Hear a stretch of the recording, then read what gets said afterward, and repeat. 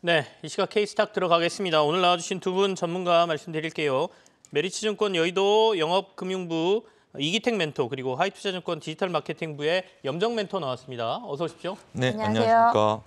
두 분이 이렇게 같이 앉으신 건 오늘이 처음인 것 같은데요. 네, 잘 어울리십니다. 잘 부탁드리겠습니다. 네, 새해 잘 복. 부탁드리겠습니다. 네, 새해 복 많이 받으세요. 예, 첫 이슈를 좀 보죠. 첫 이슈를 저희가 2차 전지를 꼽았습니다. 오늘 2차 전지 전반이 오르는 건 아닌데 그래도 LG에너지 솔루션을 중심으로 해서 좀 반등이 나오거든요. LG에너지 솔루션은 튀르키예 쪽에 투자 얘기가 포드하고 지금 얘기가 나오고 있는데요. 이 얘기부터 좀 진행해 보겠습니다. 먼저 염정 멘토부터 얘기할까요? 네, 일단 오늘 말씀하신 대로 전반적으로 2차 전지 종목 자체의 움직임보다는 섹터 내는 이제 보합이다라고 볼 수 있겠고요. 그리고 LG에너지 솔루션은 말씀하신 대로 튀르키예의 어떤 앞으로의 어떤 그쪽 투자 관련된 이슈가 있기 때문에 부분도 있고 최근에 사실 단기간에 너무 과도하게 낙폭이 있었기 때문에 이에 대한 부분에서 지금 3거래일 연속으로 외국인 기관의 양매수세가 지속적으로 들어와주고 있습니다.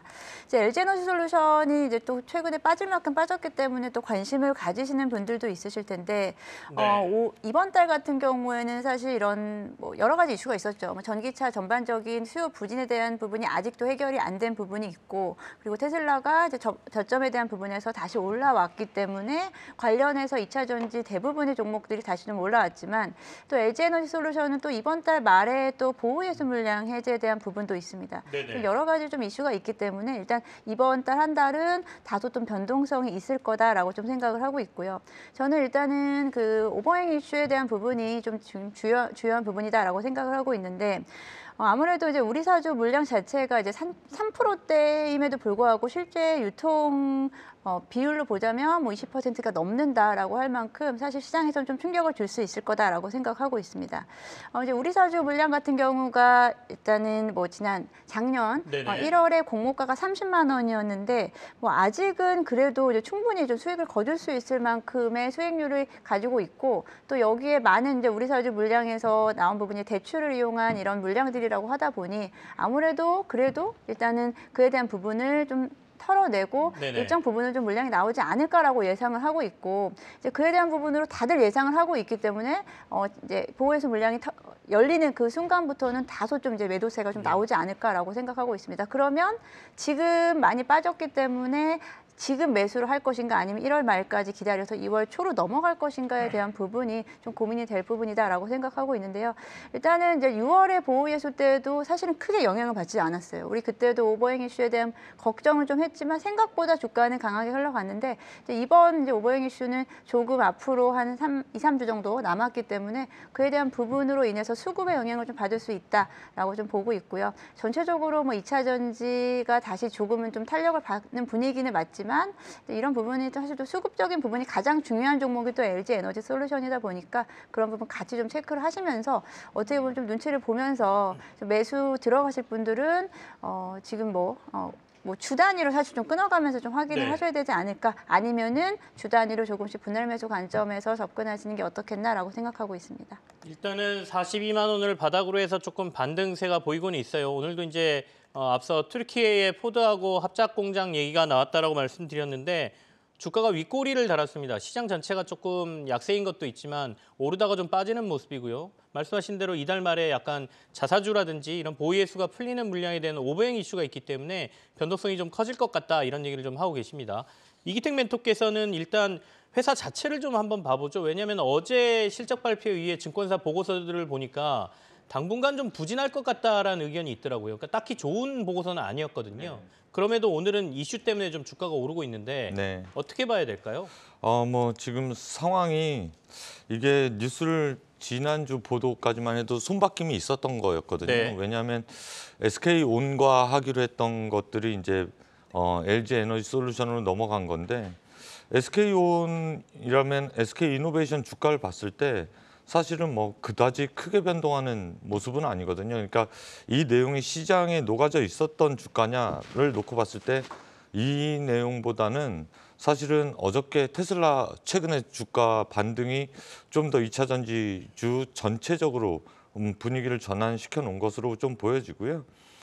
그렇다고 해서 포드가 LG에너지솔루션과 그리고 SK온의 변심이냐를 놓고 봤을 때 사실 어느 쪽의 문제라기보다는 SK온이 자금난과 그리고 생산에 있어서 수율 문제가 계속해서 발목을 잡고 있는 부분이 결국에는 포드가 LG에너지솔루션과 손을 잡게 한 결정적인 요인이 아닐까 그렇게 추측을 해볼 수가 있겠습니다. 그렇다라고 하면 뭐 그 이후에 SK온은 어떻게 되는 건데라고 했을 때 미국에서 2개 공장을 아직 공장 증설 중이고요. 헝가리에도 공장 증설 중이기 때문에 그쪽 비즈니스는 계속해서 추가적으로 진행을 하고 네. 있다라고 해석하시면 될 것 같고요. 이게 또 IRA 법안의 수혜가 되는 지역은 절대 놓지 않고 진행하는 거기 때문에 네. 주가가 지금 현재 그것을 답변해 주는 것이 아닌가 그렇게 볼 수가 있겠습니다. 포드는 국내사뿐만이 아니라 뭐 중국의 CATL과도 합작 공장을 만들고 있어서 2원화, 3원화해서 앞으로 늘어나갈 전기차를 대응하고 있다로 정도로 가름해서 해석할 수 있는 내용이 아니었나 그렇게 평가할 수 있겠습니다. 알겠습니다. 사실 SK온 입장에서 조금 짜증날 수도 있겠어요. SK온의 배터리 합작 공장 포드하고 그거 하지 않는다는 뉴스가 나오자마자 바로 LG에너지솔루션하고 튀르키예에서 포드하고 공장 짓는다는 얘기가 나왔거든요. 그러니까 마치 여기 버리고 저기로 가는 것 같은 느낌을 좀 받게 되는데 지역이 다릅니다. 그래서 이 판단을 SK온 대신에 LG에너지솔루션을 택했다 이건 아니거든요. 근데 시장은 좀 그렇게 볼 수도 있는 상황이었던 것 같습니다. 어쨌든 테슬라가 오늘 급반등을 했기 때문에 그 신호로 국내 2차 전지 업체들이 좀 올라간다 이렇게 볼 수도 있다 이런 해석이십니다. 자, 다음 이슈로 한번 넘어갈까요? 다음 이슈는 원전 이슈 저희가 잡아놨습니다. 아프리카 쪽에서 원전을 짓겠다는 얘기가 들려왔어요. 보통은 이제 원전에 투자비가 많이 들기 때문에 사실 아프리카 이쪽에서는 거의 원전 얘기를 들은 적이 없는데요. 아무래도 요즘에 에너지와 관련된 이슈가 워낙 크다 보니까 아프리카 쪽에서도 원전 건설 얘기가 나오는 것 같습니다. 염정 멘토부터 점검해 볼까요? 네, 뭐 원전 이슈가 나오면 사실은 장 초반 대비해서 장 후반 더 올라섰던 적은 사실 제가 거의 못 본 것 같습니다. 오늘도 마찬가지로 원전 관련주들이 장 초반 대비해서 지금 상승폭을 대부분 다 반납했다라고 보고 있고요. 이번에 나온 뭐 우간다와의 어떤 이슈에 대한 부분은 좀 내용을 보면 우간다에서 이제 한국에 초청장을 이제 보내줬죠. 그래서 이제 원전 협력에 대한 논의를 좀 하겠다라는 부분이고 우간다 정부가 지금 추진하려고 하는 이제 2기 원자력에 대해서는 규모가 한 11조 정도로 예상하고 있습니다. 네. 근데 뭐 실제로는 이제 이번에 이제 초청장을 받아서 이제 협력에 대한 부분이 있다고 하더라도 실제로 이제 초기 이제 그 기간에 대한 부분이 워낙에 좀 길기 때문에 앞으로 뭐 실제로 뭐 가동되는 기간은 한 7, 8년 후 정도로 예상하고 있고 그에 대한 부분에서 이제 준비 작업에 대한 부분 이제 뭐 사실 이야기가 이제 시작되는 단계다라고 보는데 여기에 좀 긍정적인 부분은 이제 아프리카 쪽까지 우리가 확대될 수 있다라는 부분이고요. 그 부분에 대해서는 일단은 단기적인 이슈로 좀 보셔야 될 것 같다라고 생각합니다. 원전주는 늘 나올 때마다 이제 말씀을 드리는데 원전주 지금 대부분 종목들 최근에 이제 원전주 관련해서 움직임이 변동성 크게 나타나는 대부분의 주가 흐름을 보시게 되면 사실 작년 연간으로 보시게 되면 고점 대비해서 지금 상당히 많이 빠져 있는 종목들이 대부분이고요. 그런 종목들을 가지고 바닥에서 기다렸다가 쉽지 않습니다. 그래서 이런 종목들은 진짜 뭐 가지고 계셨던 분들이 단기적으로 이런 이슈 나올 때 장 초반에 조금씩 이제 물량을 좀 덜어내면서 가셔야 되는 부분이 맞다라고 좀 생각하고요. 일단은 뭐 실제적인 부분으로 실제적인 실적이라든지 수주로 이어지기에는 아직은 너무 먼 미래다라고 좀 보고 있습니다. 좀 먼 미래 얘기다. 이슈가 나와서 잠깐 반등하는 거지만 이게 또 쑥 빠질 수도 있다 이런 말씀이 변동성에 주의하자 이런 말씀도 되실 수 있을 것 같아요. 이기택 멘토께서는 우간다 원전 관련된 얘기는 어떻게 해석하세요? 예, 뭐 방금 전에 말씀하신 것처럼 이제 시작인데 뭐 우간다를 보고 투자하거나 그러기는 좀 힘든 부분이 없지 않아 있겠습니다. 그 외에도 뉴스가 하나가 더 나왔죠. 저는 이 부분에 있어서 좀 주목을 해야 되기 때문에 이 뉴스를 놓치고 원전을 얘기하기는 좀 힘들겠다라고 생각을 했는데요. 벨기에가 정책 전환을 좀 했습니다. 탈원전을 고수했던 우리나라도 마찬가지죠. 그랬던 게 이제 수명 연장을 해서 앞으로 10년 더 사용하겠다라고 했던 거죠. 그러니까 이제 전력난에 이제 내몰리다 보니까 결국에는 정책 전환을 할 수밖에 없는 상황까지 정책을 뒤집는 순간까지 간 것인데요. 네. 이게 이제 단순히 벨기에뿐만이 아니라 앞으로 이러한 뉴스들을 계속해서 접할 재료가 아닌가 그렇게 보여집니다. 국내에서는 신한울 3, 4호기가 건설 재개가 확정됐죠. 그래서 올해 말에 이제 입찰에 들어갈 것인데 착공이 된다라고 하면 뭐 이제 앞으로 있는 스케줄에 따라서 주가가 이제 반등과 등락을 좀 있을 수 있는데 여기서도 옥석가리가 좀 필요하다라고 보여지고요. 네. 무엇보다 이제 당장 앞에 염두에 둘 만한 내용이 하나 있는데 다보스 포럼에 윤석열 대통령이 이번에 참방하죠. 그 다음에 바로 들릴 곳이 중동인데요. 중동을 들리게 된다라고 하면 사실 거기에 어떤 업체들이 이번에 참석을 하나 그런 또 리스트가 나올 텐데 잠깐 거들떠 보자라고 하면 한정기술, 현대로템 이러한 업체가 같이 동반해서 이번에 다보스 포럼 이후에 중동 순방 때 참석을 한다라고 하더라고요. 네. 그렇다라고 하면 시장의 분위기가 또다시 이쪽으로 쏠릴 수 있으니 그러한 기회를 좀 찾는 매매 세력이 좀 있는 것이 아닌가. 오늘은 여러 가지 이슈들이 겹친 날이 된 것이 아닌가 그렇게 평가를 할 수가 있겠습니다. 일단은 원전 투자에 있어서 저희가 전문가들하고 얘기하면서 약간 일정 매매하는 게 원전은 맞다. 그러니까 어디서 수주가 이루어진다거나 뭔가 이슈가 터질 만한 때에 사서 또 이슈가 소멸하기 전에 이제 매각하는, 그러니까 차익을 빨리 보는 이런 매매가 일단은 맞는 것 같다 이런 말씀 드렸는데요. 이번에도 이제 다보스 포럼 윤석열 대통령 가고 난 다음에 중동으로 가는 이슈 이것과 맞물려서 같이 이동하는 기업들을 좀 주목할 필요가 있다 이런 말씀이십니다. 자, 이제 우간다 쪽에서 원전을 건설한다고 하니까 우간다가 돈이 있나? 뭐 이렇게 걱정하시는 분들도 많아요. 아마도 차관을 우리가 제공하면서 개발하는 형태가 될 가능성이 높습니다. 저희도 이제 경제 개발할 때 외국에서 차관을 받아서 사회 기반 시설들을 만들었거든요. 그러니까 어떻게 보면 저희가 돈도 주고 가서 건설도 하고 그렇게 된다라고 하면 이제 우간다 원전에 지분이나 운영권을 우리가 얼마나 확보하느냐 이게 장기적으로 봤을 땐 굉장한 숙제가 될 겁니다. 그래서 아프리카 쪽의 개발에는 적극적으로 우리나라가 뛰어들 필요는 있죠. 중국이 굉장히 많은 자본을 아프리카에다 투자하면서 거기에다가에 대한 지배력을 높였지 않습니까? 그리고 장기적으로 봤을 때는 우간다와 원전 건설은 뭐 여러 가지 프로젝트로 해서 되면 뭐 나쁠 거 없다 이렇게 개인적인 의견이 있습니다. 아무튼 오늘 원전들 조금 오르는 모습들, 변동성이 커진 모습들 확인해봤습니다. 세 번째 주제로 가겠습니다. 세 번째 주제는 은행과 건설주. 은행은 배당과 관련된 부분, 주주 환원 정책, 행동주의 펀드에서 요구하고 있는 부분 뭐 이런 것들 때문에 최근에 좀 이슈가 됐고요. 건설주는 정부의 규제 완화 이게 가장 크죠. 최근에는 뭐 윤석열 대통령이 요즘 미분양 아파트까지 정책 자금으로 사들여라, 뭐 검토해봐라 이런 얘기가 있었다 그래서 시장에 큰 이슈가 됐었는데요. 같이 좀 얘기를 하겠습니다. 먼저 은행주부터 보죠. 염정 멘토부터 할까요?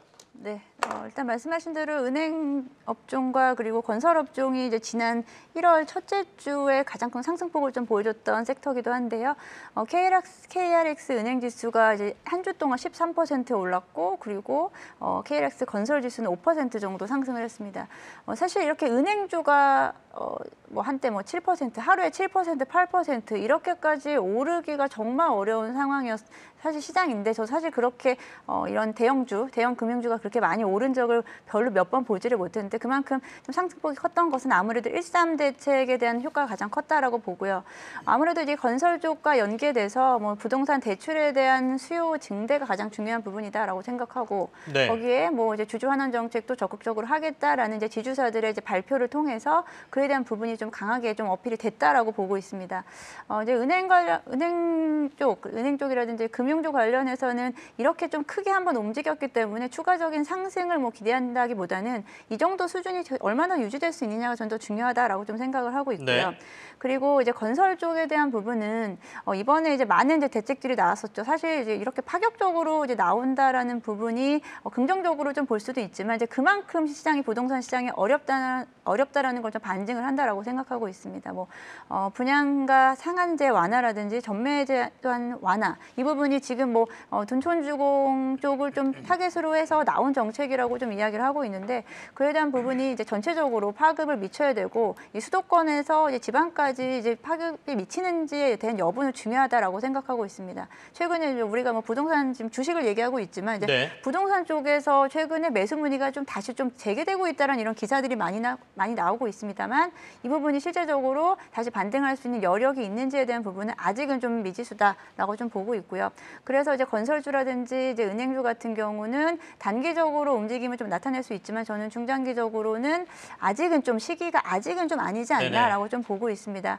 지난 이제 작년 같은 경우 최근에 이제 건설주의 흐름을 보면 연초 고점 대비해서 많게는 거의 뭐 절반까지 빠진 종목들도 있고요. 그리고 30~40% 지금 대부분 다 빠져 있는 상황입니다. 그에 대한 부분이 주택건설 경기라든지 앞으로 이제 부동산 수요에 대한 부분이 워낙에 좀 안 좋았기 때문에 그랬고 그에 대한 부분은 적어도 아직은 턴어라운드 될 수 있는 이런 매크로적 환경은 아직은 좀 아니다라고 보고 있다라고 좀 말씀드리겠습니다.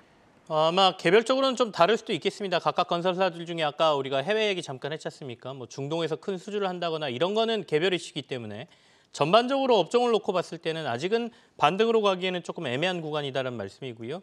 은행주 같은 경우에는 위로 더 올라가기에는 상승폭이 그렇게 많아 보이지 않는다라는 말씀하셨습니다. 참고해 주시고요. 이기택 멘토께서는 어떻게 보고 계십니까? 네, 전적으로 동의합니다. 은행주 같은 경우는 동의하고요.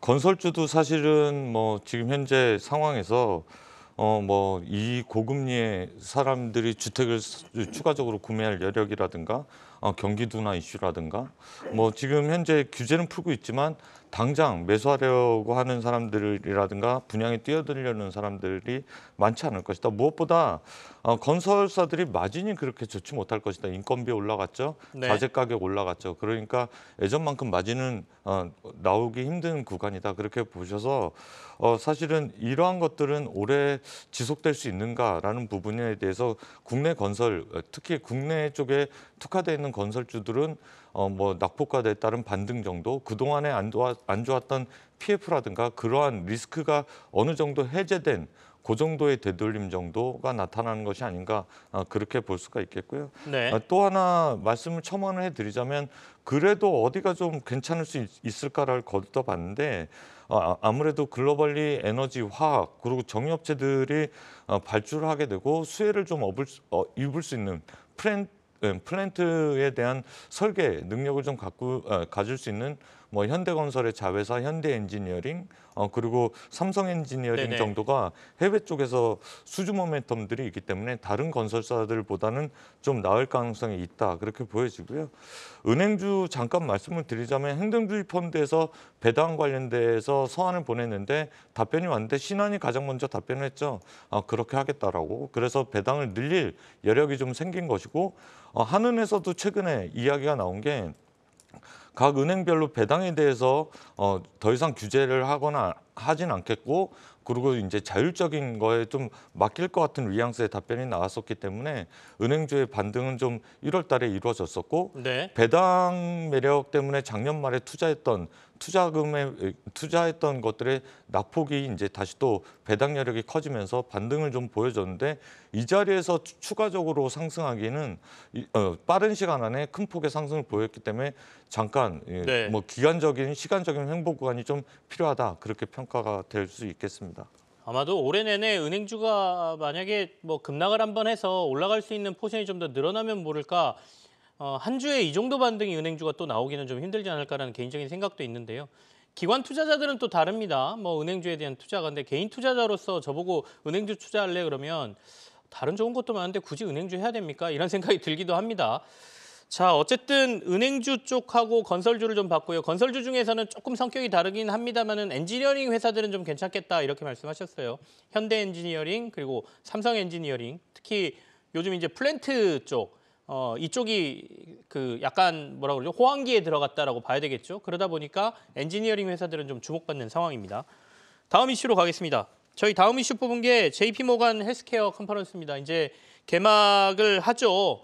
어떤 것들이 이슈가 되고 또 참가 기업들 중에 어디를 봐야 되는지 저희가 좀 살펴보겠습니다. 염전뱅토는 어떻게 파악하고 계세요? 네, 일단 이번에 JP모건 헬스케어 같은 경우가 이제 3년 만에 이제 대면 행사로 이제 이루어지는 만큼 더 이제 많은 이제 뭐 투자자라든지 그리고 제약사들에 대한 기대감이 더 클 것이다라고 생각을 하고 있습니다. 이제 그만큼 지금 현재 지금 진행이 되고 있는데 지금 성황리에 지금 진행이 되고 있는데 그러면 JP모건 헬스케어 그러니까 이 행사가 끝나고 나서 바로 어떤 종목에 대한 어떤 수혜가 바로 나올 수 있느냐라는 부분이 좀 중요하잖아요. 네. 이제 기대감은 가지고 움직일 수는 있지만 실적으로 나온다거나 계약이 되기까지 뭐 시간이 얼마 정도 걸리냐에 대한 부분이 저는 중요한 포인트다라고 생각하는데 제가 이제 최근은 아니고요. 이제 뭐 관련해서 이제 좀 찾아보면은 뭐 예를 들어서 뭐 올해 매달 이제 연초에 행사가 이루어지고 그리고 이제 계약으로 성사되는 어떤 계약으로 우리가 알기까지 공시로 이어지기까지는 적어도 6개월 이상이 소요되는 것으로 이제 파악이 되기 때문에 이번에 뭐 어떠한 업체들이 참여를 하고 이런 부분도 사실 좀 좋긴 하겠지만 실제적으로 이 부분이 네. 구체적으로 이제 실현되기까지는 좀 시간적 차이가 좀 있다라고 좀 볼 수 있겠고요. 이번에 뭐 참가한 업체들 여러 참가 업체들이 있겠지만 이제 그 중에서 전 최근에 이제 바이오 쪽에서 좀 좋게 보는 쪽이 이제 아무래도 바이오시밀러 쪽에 대한 시장을 가장 좀 좋게 보고 있습니다. 바이오시밀러 같은 경우에는 이제 올해가 어떻게 보면은 좀 다시 한번 좀 불이 붙는 시장이다라고 좀 볼 수 있겠는데 바이오시밀러에 대한 부분에서 지금 글로벌 매출액 1위인 그 휴미라가 올해 이제 특허가 이제 풀리면서 많은 이제 우리나라도 삼성 바이오로직스라든지 그리고 셀트리 헬스케어 같은 곳에서도 지금 이미 다 이제 준비를 하고 있고 임상을 하고 있기 때문에 휴미라에 대한 대체에 대한 어떤 그 복제품에 대한 그 기대감이 좀 크다라고 좀 보고 있고요. 네.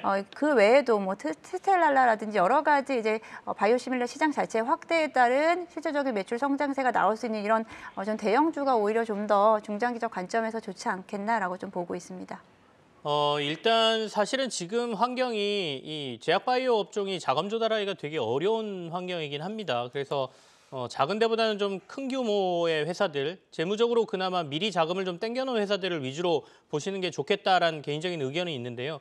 이기택 멘토께서는 이번에 JP모건 컨퍼런스 참여하는 업체들이 어딘지 알고 계시면 좀 얘기를 해주시고 네. 그나마 좀 시장에서 주목받는 데가 어딘지 좀 꼽아볼까요? 예, 뭐 저도 뭐 이제 한미약품, 삼성 네. 바이오로직스, 그다음 레고캠바이오, 올릭스, 파맵신, 티움바이오, 유틸렉스, 엔케맥스 뭐 이러한 종목들, 이런 업체들이 이제 참석을 하는데 22개 이상이 이제 요번에 뭐 JP모건 헬스케어에 참석을 하는데 사실 모든 업체들이 성과라든가 뭐 모든 업체들이 뭐 결과를 지금 낼 수 있는가를 놓고 봤을 때 사실 저 역시도 바알못이기 때문에 되게 예측하기가 쉽지 않습니다. 그만큼 사실은 코로나 2년 그리고 대면으로 진행되는 이번에 JP모건 헬스케어에 대한 기대감은 이제 완전 사라졌다. 그러니까 네. 신약 개발에 대한 기대감이 주가에 녹아 있느냐를 놓고 봤을 때 그러한 것들의 투자 손실을 봤던 투자자들이 이제 거의 지친 상황에 놓여지는 것이 아닌가를 볼 수가 있겠습니다. 무엇보다 이제 아까 말씀드렸듯이 알츠하이머 새로운 이제 신약이 나왔고 그리고 또 뉴스로 전달된 내용을 보니까 벌써 M&A 3건이 진행됐는데 사실 이게 먼 나라 얘기로만 들리고 주가에는 전혀 반응을 하지 않는 것으로 봤을 때 이제 JP모건 헬스케어 이후에 뭔가 딜이 나온다라고 하면 그때 들어가도 늦지 않는 투자 환경이 조성된 것이 네. 아닌가. 왜냐하면 저희가 2015년 한미약품이 애로를 몇 건 하면서 임상 3상에서 드랍되는 신약들을 많이 받고 투자 손실을 많이 봤기 때문에 이제는 그러한 것에 더 이상 현혹돼서 투자하는 투자자들은 없다라고 보여지고요. 네. 또 하나 방금 전에 질문하신 것 중에 앞으로 어디가 좀 괜찮을까를 놓고 봤을 때 이러한 관점에서 작년 말에 삼천당 제약에서 유럽의 황반변성 치료제 아일리아 관련돼서 애로한 것을 뉴스로 발표한 것이 있거든요. 근데 아일리아 치료제 아시겠지만 이게 블록버스터고 뭐 6조 연간 6조 판매가 되는 것인데 이거에 대한 바이오시밀러들이 이제 제네릭이 나올 수 있는 환경이다를 놓고 봤을 때 가장 빠른 업체가 어딘가를 놓고 봤을 때 뭐 1분기 안에 임상 3상에 대한 결과를 나타내고 이미 텀시 관한 공시를 냈던 삼천당제약 같은 업체들이 네. 올해는 기대감이 그다지 크게 녹아있지 않은 주가 상태에서 뭔가 결과를 나타내면 퍼포먼스가 나타날 수 있다. 그렇게 평가를 할 수가 있겠습니다. 알겠습니다. 이제는 뭐 투자자들이 JP모건 컨퍼런스 참석한다만 가지고 투자하거나 뭐 주가가 크게 오르거나 이러지는 않는다라는 지적이세요. 그죠? 그럴 바에야 진짜로 결과로 승부하자. 뭔가 성과를 냈을 때 그때 들어가도 늦지 않는다라는 거죠. 과거에 막 주가가 꿈틀꿈틀거리면 야, 이 중에 하나 빨리 잡아놔야 급등할 때 늦어서 못 잡을까 봐 걱정하셨는데 요즘은 그런 주가 흐름은 아니니까 좀 느긋이 보시다가 실제로 좋은 결과 나오면 그때 접근해도 늦지 않겠다 이런 말씀이십니다. 자, 한 20여 개 업체가 이번에 JP모건 컨퍼런스에 국내 업체가 간다고 하는데요. 좀 많은 좋은 성과를 가지고 와서 좀 침체돼 있는 바이오 업계에 좀 훈풍을 좀 불어넣어줬으면 하는 바람을 가져보겠습니다. 자, 앞으로 들려오는 소식을 그때그때 또 논의를 좀 해보죠. 마지막 이슈 보겠습니다. 이마트와 관련된 얘기입니다. 증권가 보고서가 이마트에 대해서 조금 부정적인 얘기가 나왔습니다. 투자 매력이 좀 떨어진다 이런 보고서들이 나왔거든요. 어떻게 봐야 될까요? 염정 멘토 어떻게 보세요? 네, 일단 뭐 이마트 관련해서 이번에 나온 리포트, 이제 하향 조정 리포트가 좀 나오면서 이제 주가가 오늘 좀 움직임이 안 좋은데 사실은 이마트 최근에 단기간에 좀 올랐었던 부담감도 없지 않았다라고 생각하고 있고요. 이마트의 이제 지난 4분기 이제 실적을 보게 되면은 매출액은 뭐 전년 대비해서 약 6% 정도 증가를 할 것으로 예상되지만 영업이익은 사실은 27% 정도 감소할 것이다라고 예상하고 있습니다. 여기에 구체적인 내용을 좀 살펴보면 뭐 스타벅스의 영업 부진이라든지 온라인 사업부에 대한 적자의 폭이라든지 그리고 이제 라이브 쇼핑에 대한 이제 매각에 대한 실적 공백에 대한 여러 가지 좀 전반적으로 지금 부분별로 그렇게까지 좋은 실적을 가져가지 못했다라고 생각하고요. 또 이마트가 지난 연말에 좀 최근에 상승폭이 있었던 부분은 아무래도 우리가 그 할인마트라고 하죠. 이제 대형 할인마트에 대한 뭐 휴일 변경을 할 수 있는 이런 부분이라든지 그리고 새벽 배송에 대한 허용 같은 이러한 기대감이 좀 다 같이 움직였던 부분이다라고 생각하기 때문에 그런 부분이 좀 단기적으로 호재가 좀 해소되고 그 다음에 이제 개별적인 모멘텀으로 이제 움직여야 되는데 그에 대한 부분에서는 조금 좀 좋지 못했다라고 좀 생각하고 있습니다. 이택 멘토께서는 이마트를 어떻게 보십니까? 이마트가 사실은 대표 주자이기 때문에 저희가 이마트를 보는 거고요. 그 외에도 뭐 식품이라든지 유통주라든지 어차피 같이 비슷하게 움직일 거 아니겠습니까? 네. 뭐 보니까 이제 그러한 기사가 있는 것 같더라고요. 현대백화점은 급등을 하고 이마트는 조정이 좀 나오는데 이게 소비 양극화 때문에 이런 것이냐, 뭐 차별화되나? 근데 그런 것 같지는 않고요. 지금 현대백화점이라든가 그러한 종목들이 강세를 보이는 이유는 소비 양극화라기보다는 아무래도 중국 리오프닝 관련돼서 면세점 사업권을 갖고 있는 업체들이 주가 상대적인 매력도가 국내 유통업체보다는 뛰어나기 때문에 현대백화점이나 신세계나 그러한 종목들이 가는 거다. 그렇게 해석을 할 수가 있겠고요.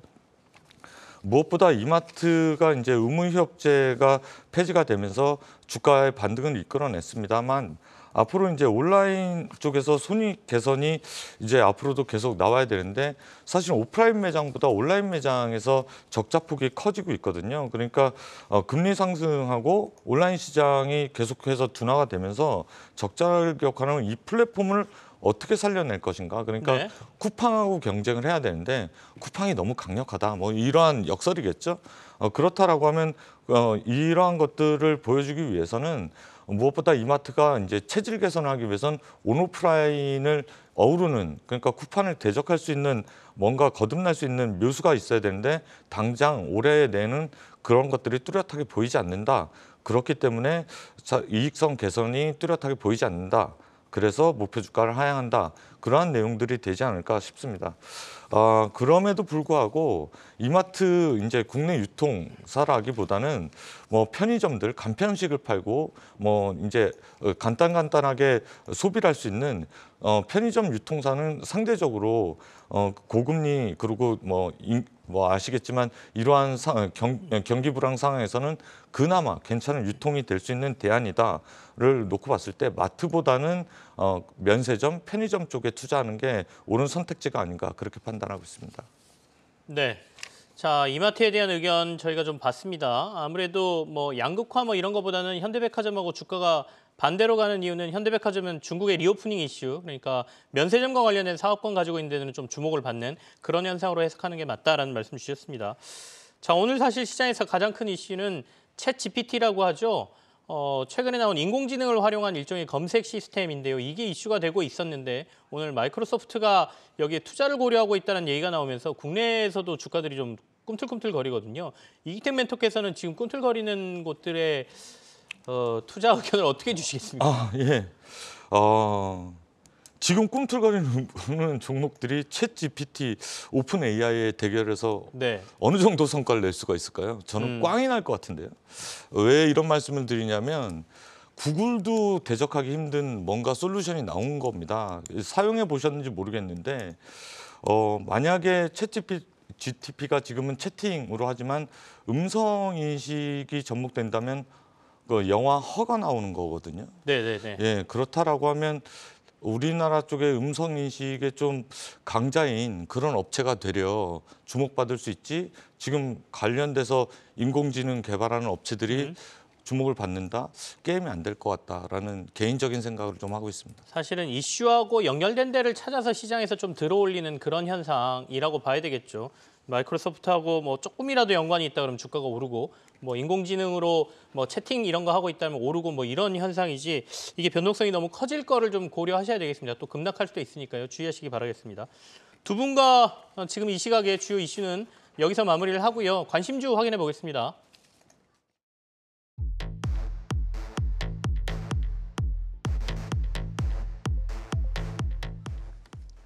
네, 염정 멘토 가져오신 종목 오늘 제이시스 메디칼 중국의 경제적인 기대감이 있다라고 보셨고요. 우리 이기택 멘토께서는 EM텍 가져오셨습니다. 성장판이 열렸다. 어떤 내용인지 같이 확인해 보겠습니다. 먼저 제이시스 메디칼부터 듣겠습니다. 네. 앞서 말씀하신 대로 이제 중국 시장에 대한 기대감이 가장 크다라고 좀 볼 수 있겠고요. 지금 제이시스 메디칼은 피부 미용 관련된 업체이고 최근에 이제 주가 흐름도 워낙에 좀 좋았습니다. 하지만 지금 작년 고점 대비해서 여전히 한 20% 정도 사실 좀 상승폭이 좀 남아 있다라고 좀 생각하고 있는데요. 제이시스 메디칼은 지금은 아직까지는 이제 해외 매출 비중에서 이제 중국이 차지하는 비중에 대한 부분이 너무 작기 때문에 앞으로 중국 시장에 대한 기대감이 좀 가장 큰 부분이다라고 생각하고 있는데 최근에 중국이 경제 재개를 통해서 우리나라의 게임 판호를 발급한다든지 그리고 임플란트 쪽에도 이제 사실 시장 확대가 이루어지고 있고 여기에 이제 임용기 관련된 시장에 대한 부분도 기대감이 좀 커지고 있습니다. 네. 실제로 중국 내에서 이제 제이시스 메디칼도 마찬가지고 포텐자가 이제 허가를 좀 준비를 하고 있으면 허가를 받을 걸 기대감을 가지고 있기 때문에 이에 대한 부분이 만약에 좀 이루어진다라고 한다면 지금의 해외 매출 비중에서 중국이 차지하는 비중이 좀 확대될 것이다라는 좀 말씀을 드릴 수 있겠고요.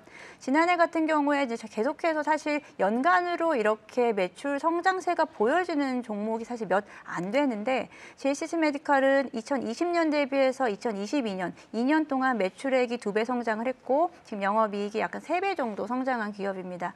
그만큼 올해 역시도 연평균 매출 성장률은 그에 따라 부합할 것으로 예상을 하고 있는데 여기서 이제 장비 매출에 대한 비중이 한 50%가 살짝 넘고요. 나머지가 이제 소모품에 대한 비중인데 작년 같은 경우에 장비 매출이 전년 대비해서 57% 증가를 했습니다.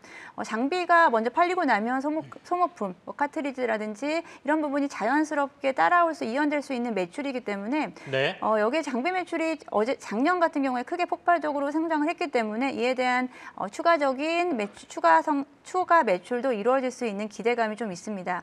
중국 시장뿐 아니고요. 지금 미국에서도 FDA 허가가 예정되어 있는 만큼 해외 매출 비중이 확대되는 종목이다라고 좀 말씀드릴 수 있겠고요.